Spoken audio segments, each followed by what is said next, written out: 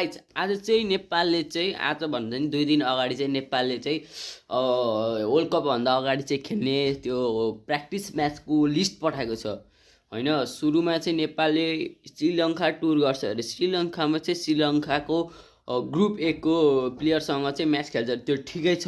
तर इन्डियाले के दियो न, सेकेन्ड प्र्याक्टिस म्याच चाहिँ इन्डियामा छ। इन्डियाले चाहिँ के दियो, मुम्बईको नि अझ उसके गल्ली प्लेयर भने नि हुन्छ कि त्यस्तै देखायो कि मुम्बईको कहाँको प्लेयर देखायो होइन। प्र्याक्टिस म्याच नेपाल कहाँ वर्ल्ड कप खेल्ने प्लेयर हल्का दिनुपर्छ नि होइन।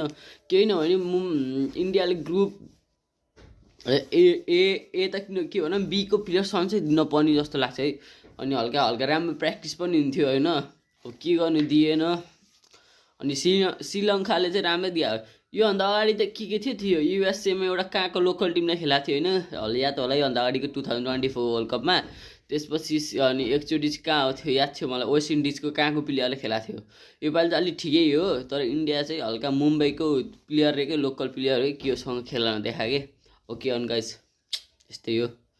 अब इन्डियाको त्यस्तै कति 3-4 दिनपछि म्याच छ होला, प्र्याक्टिस म्याच हेर्नुपर्छ श्रीलङ्कासँग ग्रुप एसँग। जित्छ कमेन्ट गर्नु होला।